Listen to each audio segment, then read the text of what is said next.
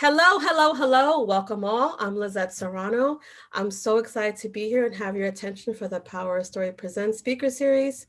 We proudly launched this virtual series in August, and this marks our fifth event with one more to go in December.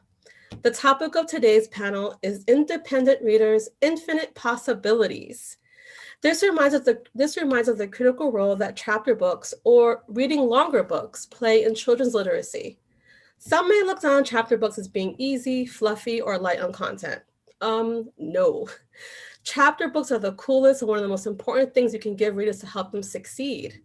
As one chapter opens or closes in the book, the readers are developing their own interpretation about the story, character development, and how the story lingers in our minds in between readings. It's not about how many minutes you read or the level of the book. It's about supporting an independent mind. Independence is fueled by original thought. And our authors know the secret to writing for different age groups is to have a deep respect and understanding for their readers.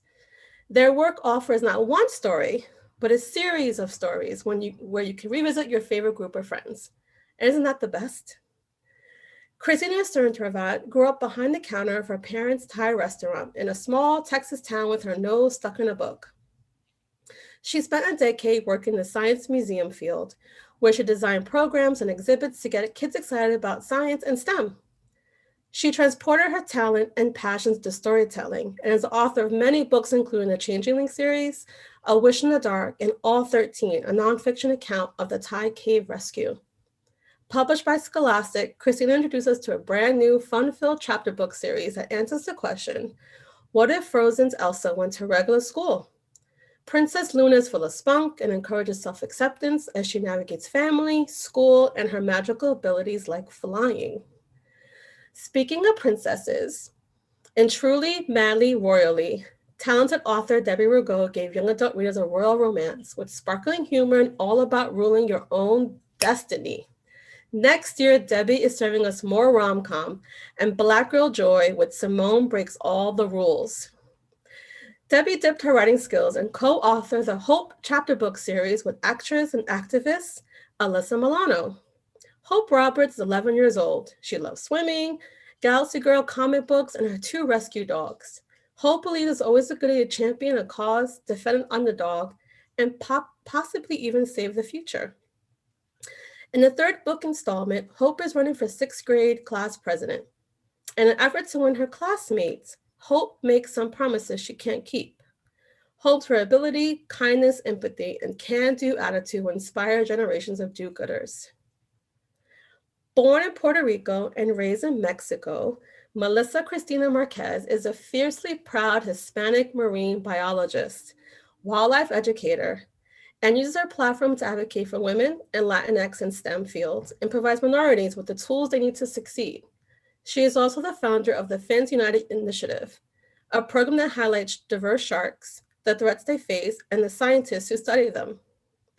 Melissa joins the Scholastic family with her debut series titled Wild Survival.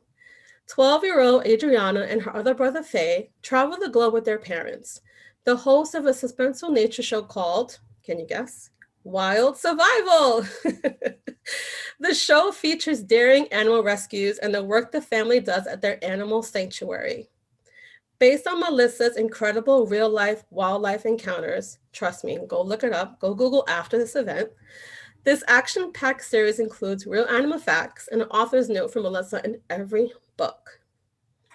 And today, moderating with us is Julia E. Torres, or Mama T, as her students call her, has been a teacher librarian for over a decade in public education. Julia regularly facilitates workshops and professional conversations about equity, anti-bias, anti-racist education, and is a co-founder of disrupttext.org. She remains passionately committed to amplifying student voices by any means possible. Teaching, aside from her family, is Julia's greatest love. So I know she's in the right place, and we're lucky to have her here. All right, intros have been served. Now it's time to cook up this conversation. Christina, take it away. Great. Thank you so much, Lizette. I'm so excited to be here with these wonderful women. I'm a huge fan. This is a big honor for me.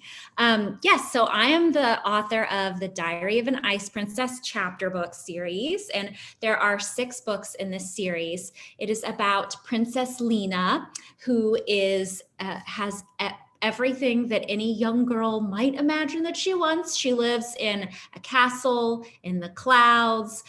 Her mother is a princess. She comes from a long royal line, but really what she wants more than anything is to go to a regular school on the ground. Her best friend, Claudia, goes to a regular elementary school, and the 2 girls conspire to somehow get Princess Lena to go to school so she can be with her best friend. And her parents agree to it, but she has to keep her magic a secret, and she has to keep the fact that she's a princess a secret too. So you can imagine that's not easy. Many snowy and icy hijinks ensue.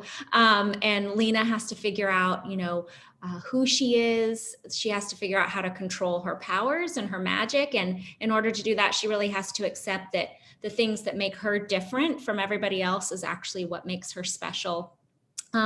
Lena's friendship with Claudia is a big part of the series. The girls are always supporting each other. They both really love STEM and science, Melissa. So it's so nice to be on this panel with you, fellow STEM lover.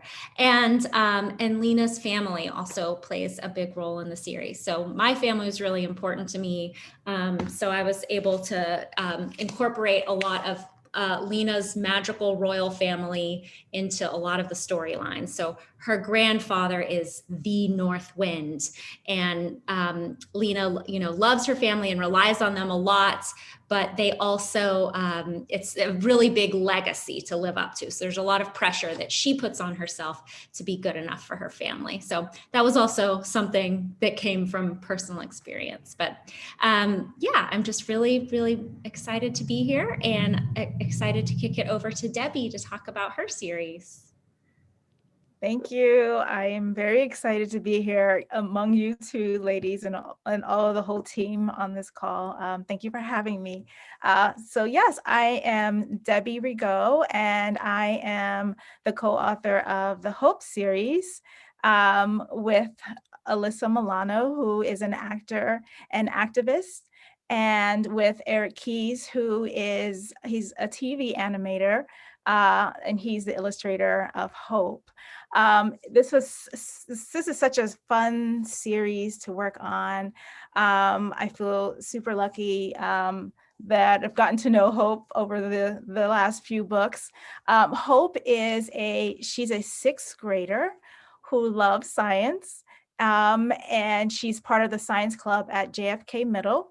And she also is super passionate about helping her community, helping her friends. When she finds a need, for example, or she has an idea on how she can help a friend or a place in her community like the dog shelter, she really jumps in with both feet. She has like this urgency to help in any way possible. She's super ambitious about her plans to help, and she approaches what she does as a scientist would. She even applies scientific method as she's trying to determine how she can best, fulfill a need. And so oftentimes, she fumbles with these endeavors, and at times she gets in over her head. But thankfully, all the time, she has her friends and her family that she can go to for help, to get back on track and to resolve things. It's just been a really great experience, and I'm excited to work on Hope. I'm so excited to pick up my own copy. And I love that both of you have the sort of STEM or science kind of underlying it, because that's what my book is all about. So I am bringing wildlife into readers' laps through the Wildlife Survival series. And it's one of those things of like, have you ever wanted to explore Cuba's mangroves, swim through coral reefs, and come face to snorkel with sharks? Find elusive jaguars in a forest? Well, now you can with Adriana Villalobos and as your guide, essentially. She's a 12-year-old who has an older brother, Faye, and they travel the globe with their family, with their parents, rescuing animals and taking them back to their sanctuary until they're ready to go back out to nature. And so they've been recording all of this, all these adventures through YouTube. They recently got an offer to take the YouTube show to a big TV network. And Adriana's absolutely thrilled because so far she's only been behind the scenes, but now she gets to join the rest of her family on screen. So she can't wait to bring her passion for animals to a wider audience. So I'm really excited to kind of have this series out there because it's based on some of my real wildlife survival encounters, and it includes real animal facts, illustrations of the creatures that are mentioned in the book. It has a whole entire section where you can actually learn Spanish with the Villalobos family, and it of course includes survival tips on how to thrive in the wild. So very excited for this to be my debut book and also my debut series with the Scholastic family. I just love your work, and hearing you talk more about your books is so exciting. And I love that your characters have this common thread of persistence and bravery. It's just so, and it's so amazing, like just how smart they are using the tools that they have, either through their own common interests, their friends, but it's inspiring. It's really wonderful, for boys and girls. I'm going to invite Julian to come and shades, take us deeper, talk about your craft, talk about your stories and your characters, and welcome, Julia. Thank you so much for having me. I'm excited to be here with you all and to talk about your books. The first thing that I would love to hear from you about is, we've seen the rise in librarianship and language arts of series popularity. I know that a lot of folks teach, for example, Percy Jackson in 7th grade. It's a really popular thing to get kids excited about the first book in that series. And then, from there, they will just read the rest. So considering the popularity of that one and Goosebumps and the Babysitter's Club, we know that young people like a series. So what are some of the things that you liked or the series that you read when you were a kid? And what are some things that are special about series books instead of just singular books? What do you think, Debbie? Series is sort of like reuniting with a friend, which is always sweet. When I was growing up, I was a huge Nancy Drew fan. When I think back to like how excited I'd be to discover a new Nancy Drew book in the series, it helps me appreciate just why series are popular. As a kid, like I would savor every moment of my new encounter with the book. So I think that, for me, Nancy Drew was an old series. So the longest I would have to wait would be like if somebody, had it out at the library, but when I think about those moments and just the joy and the anticipation, I can understand, why it's so special. Series are so special to young readers. I like that idea of being addicted. And so you just want to know, you go from one, and then if the series has 15 books, then you just want to make sure that you read them all. And that's how it happens at school. A lot of students that I have read Naruto that way, but I remember my Babysitter's Club, stack. I had all of them in numerical order on my little shelf organized. And it was really important to me. And I would read them out of order sometimes too. And I read them multiple times. So that was definitely something that I remember being addicted to, collecting them and reading them. Christina, what are your thoughts on the magic and joy of reading a series? Yeah, I mean, everything that Debbie said, she reminded me that I loved Nancy Drew. I forgot about Nancy Drew. That was a series that I really liked. I was really into fantasy as a kid and still love fantasy. So I was reading The Lion, the Witch, and the Wardrobe, the Narnia Chronicles, and Susan Cooper's The Dark is Rising series. All the Tolkien books, like even the really obscure ones that not everybody reads. I didn't love contemporary books, but I did read The Babysitter's Club. And I remember my best friend was so into them. And looking back, I feel like those are the first books that had a diverse cast of characters that I can remember. It's definitely the first time I can remember reading, having an Asian American character in the book series. So now I'm just wondering, if that's what was drawing me to it. Otherwise, I didn't usually pick up books like that were set in the real world. I prefer to live not in the real world, I guess. I was very much that way too. The Babysitters Club was an exception. And I think it was because I saw myself reflected in some of those stories. Melissa, what do you think? What are some thoughts that are coming to mind about series that you liked when you were little, or ones that you like now? I mean, they've both said them. I love series that transport me to different places and different times, kind of like my own sort of time traveling experience. So I really loved Magic Treehouse and Harry Potter. For me growing up, those series, and really any series, get the reader to develop a bond with the main characters throughout the books. So you cheer them on, you feel sad, mad for them, you want the best for them, and they become friends and that friendship kind of gets strengthened with each book. So I love that about series. And I know when it comes to an end, you're really sad because you don't get to have that friend in your life anymore, unless you start from the first book and read it all over again.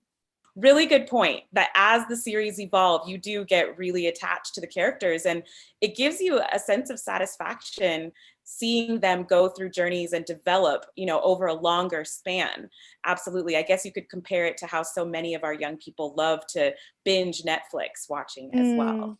Yeah. And through my daughter, I want to say that I'm learning about, the series that are huge now, and, and introducing her to some of the old series too. So, and you see through her, I see through her sort of like that excitement, that anticipation. She loves Christina's series. I know she's gonna love yours, Melissa, and also like, Kelly Starling's Lions' series, Jada, the scientist, and Princess in Black is huge for younger kids. But so it's a joy seeing just the connection that young readers are making with new and old series, and so you understand that the popularity might last. This might be the next generation it'll be popular with the next generation as well for these reasons. There's so many good series being written right now. And I wonder, Debbie and Christina, you have also written books that are not part of a series. So how do you approach writing differently when it comes to, a series, you plan out that you're going to have a long time to develop certain things. But when it's just a standalone book, how does that process differ? This is so funny. Whenever people ask me about my process, I'm like, I should know how to talk about my process better. But I feel like the best analogy I can come up with, it would be like if you're going into writing or planning a movie versus planning like a series, a sitcom. So like in a sitcom, it's really all about, you create this cast of characters that has so many different potentials for lots of problems and lots of drama or lots of comedy. And every episode in a sitcom, you've got your main character. So like Princess Lena is always the main character, but in each book, I'm pulling in a piece of her family. So they're playing like a bigger role. Like, so sometimes it's her mom, sometimes it's her relationship with her granddad, or one of her cousins is Jack Frost. So he, comes and stays with her. So I think, to me, that's the only way I can think about it to make sense, that when you're thinking about a novel and planning that out, to me, it's much more like sweeping with this character arc that kind of ends, because it's like a movie that's ended and you walk out of the theater weeping. Yeah. Or weeping with joy, and as far as Debbie's go, from like truly, madly, royally. Would you say that the focus on plot and characterization is it's larger or more intense, whereas you have more time to kind of plan it out over a series of books? Yeah, I mean, I think for me, I'm interested what the other authors say, but for me, it's like for Lena, because since it's a series, you know, in each book, she's going to change, she's going to grow and become more of who she is. But you know, the character that I created is someone who is always going to keep growing. Like it's not like this one big emotional change that happens and is complete, whereas that might be more the case in one of my novels. It's like, you know, she's a young girl, and she's going to be going through lots of different things throughout the course of the series. I don't know. What do you think, Debbie? Yeah, you know, in standalones, I feel like there's so much that goes into establishing the layers of the characters and their worlds, to, you know, just establishing like all the layered, you know, way of looking at that character in this one standalone. Whereas the thing I love about series is like you have opportunities to develop storylines for, say, a secondary character that didn't have much of a major role in an earlier book. And, you know, you get to leave breadcrumbs maybe to set up a theme explored in a future book.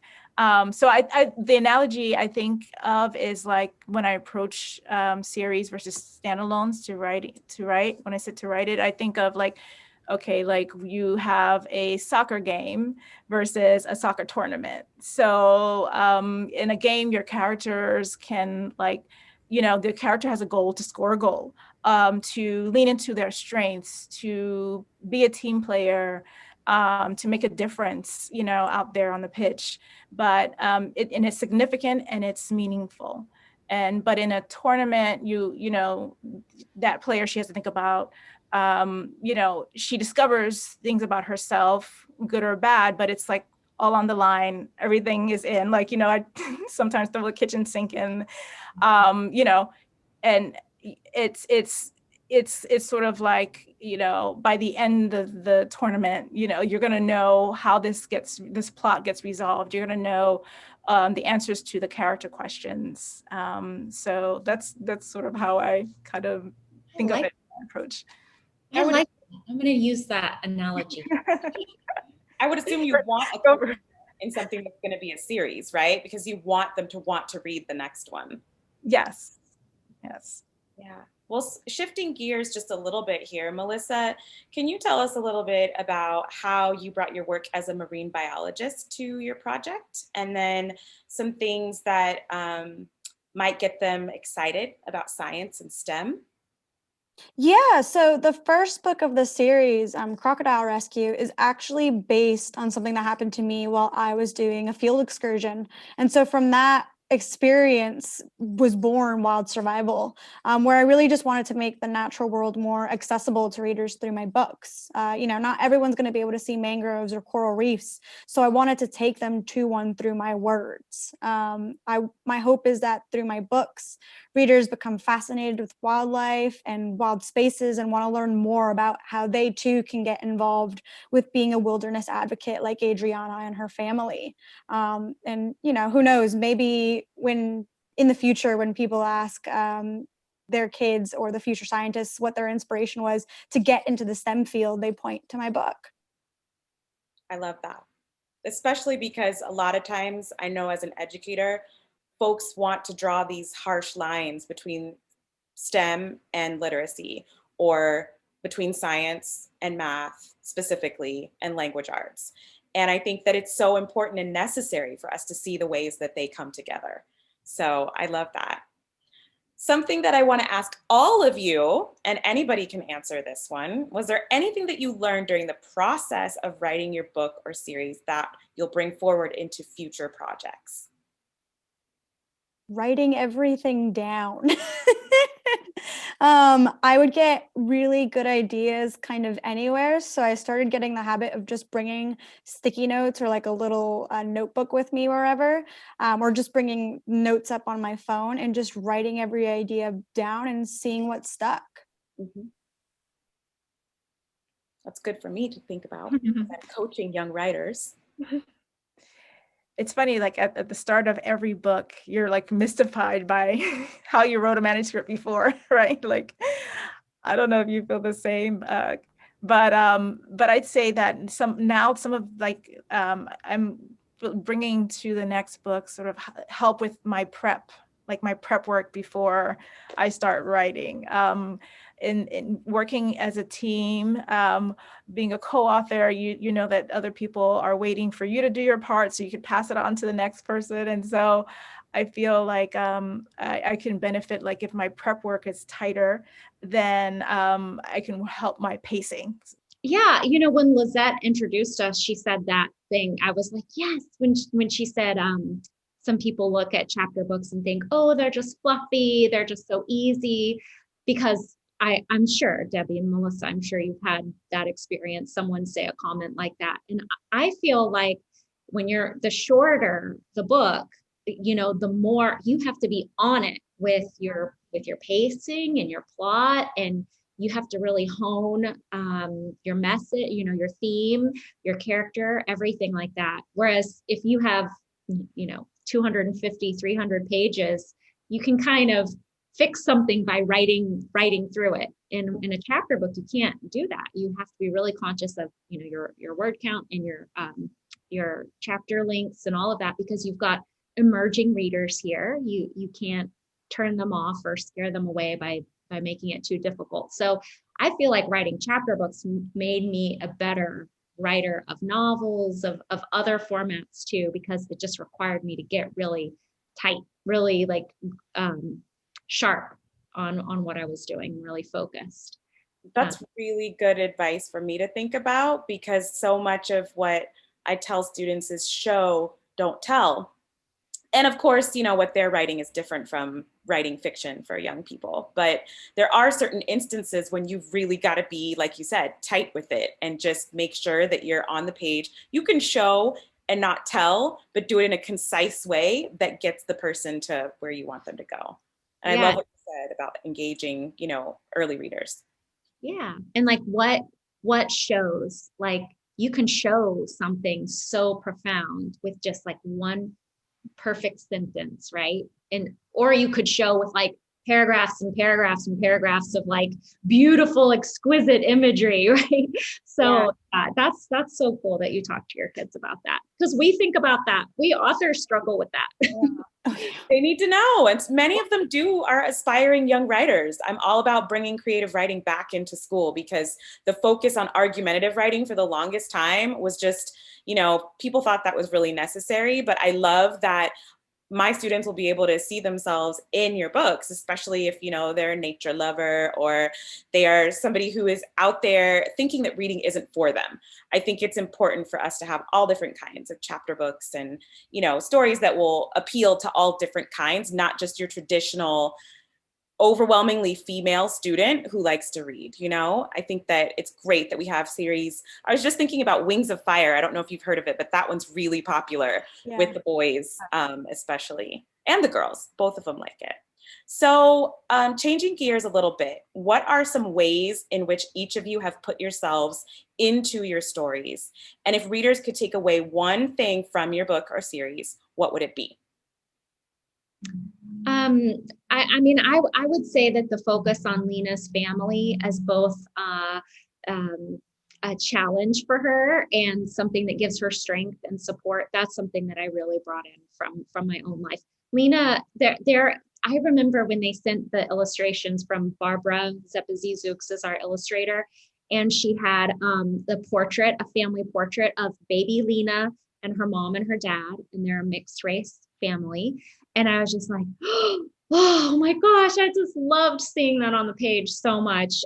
Just really hit me very hard. And so if I had readers take away one thing, it would be that your challenges, the things that challenge you, are also your source of strength. So anytime you're struggling, you're having a difficult time, that's going to be strength later on. It's going to come out later on.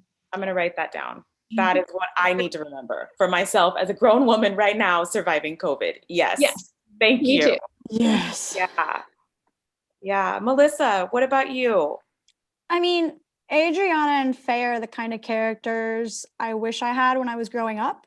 They're Afro-Latinx role models who always try to do the right things, and sometimes they stumble, which is normal. And I'm trying to show that to the people who are reading my books. I based Adriana a little bit off of myself, and Faye's a mixture of my two brothers. Their parents are also loosely based off of mine. So I haven't just put a piece of myself into this book. I've put all of me into it, really. Mm-hmm. That's beautiful. If readers could take away one thing from your book, what would it be? That no place is so wondrous and mysterious than our own planet, and that's why we need to protect it. I hope readers kind of walk away from my books being like, wow, I want to learn more about this animal or this ecosystem. I think that for me will be a dream come true. That's beautiful. I hope for that too. Yeah. Debbie, thought. The thoughts of, I want to speak a little bit for Alyssa Milano. She was an activist since she was Hope's age. And so that's definitely is the reason why Hope is such an she cares so actively for her community.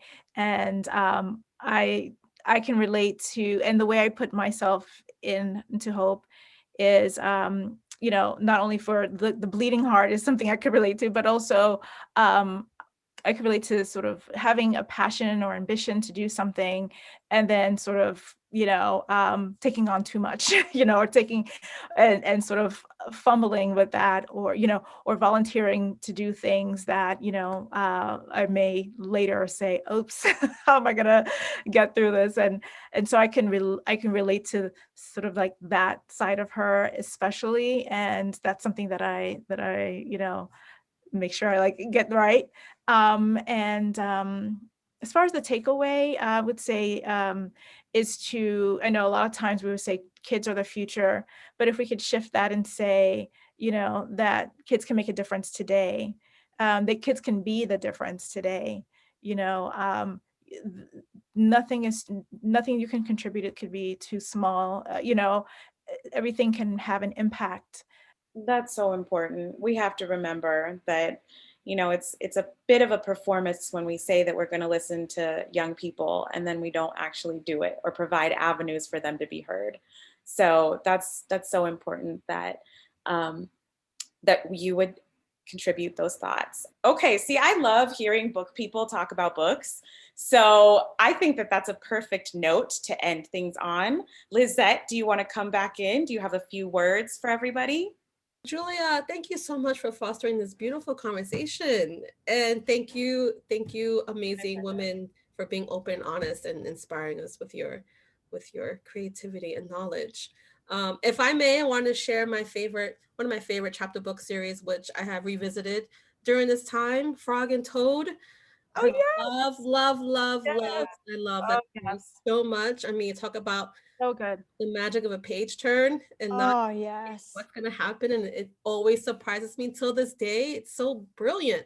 And it's such a comfort. It's one of my best friends. Talking about books as best friends, that series, hands down. So I want our viewers today to go make new best friends with your work. Go support your indie bookseller, your library. Go purchase Hope, Diary of an Ice Princess, and Wild Survival. Pre-order Wild Survival coming out in February. We're so excited about that. Thank you all for joining us today. Thank you, Julia. Thank you, everyone. And have a great evening. Thank you, guys. This was amazing. Yeah, thank you. Thank you. So much. So nice to meet all of you. Thank you, You Julia. too. Awesome. Yeah. So great.